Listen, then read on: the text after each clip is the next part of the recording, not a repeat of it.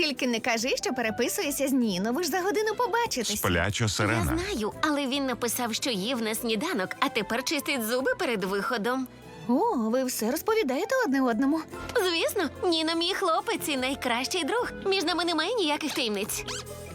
Тобто, майже ніяких таємниць. Трохи секретності не завадить, так? Дівчата, а ви теж розповідаєте хлопцям геть усе? І я розповідаю Айвану усе, хоч він трохи стриманий. Я ще не знайома з його родиною, але я добре знаю свого ведмедика. А ви, дівчата? Ми просто добре порозумілися. Саме так. Пощастило. Мій хлопець живе за морем, тому спілкуватися важко. То як ви спілкуєтеся?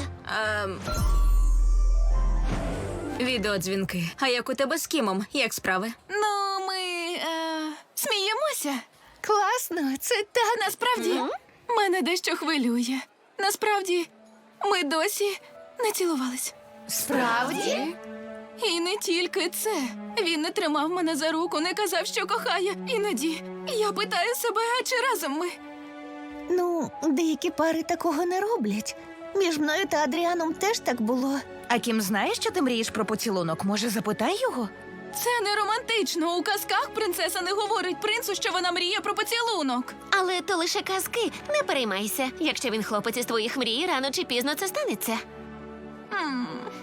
Твоя правда, Алю, це станеться. А якщо ні, твої подруги допоможуть. Все просто. Ми створимо Ундині найкращий момент для першого поцілунку. Гаразд. От, приміром, Адріан мав поїхати у Лондон назавжди, а я сіла на скутер і помчала в аеропорт. Зупинила його перед посадкою. Саме тоді ми вперше поцілувались. Можеш зробити те саме? Зі мною це не спрацює, я нікуди не їду. І в нас немає літака. А у Кіма немає скутера. Гаразд, може, це не найкращий план.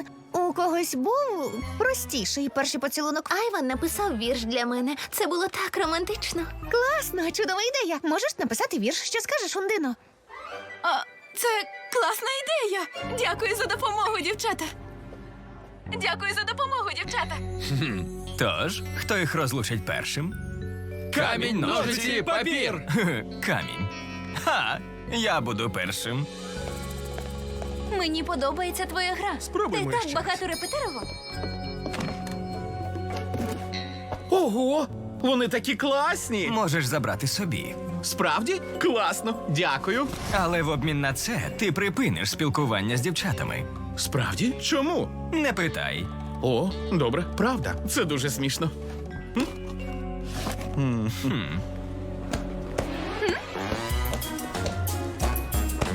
У тебе нове взуття. Оригінально. Так. Хочу дещо тобі прочитати.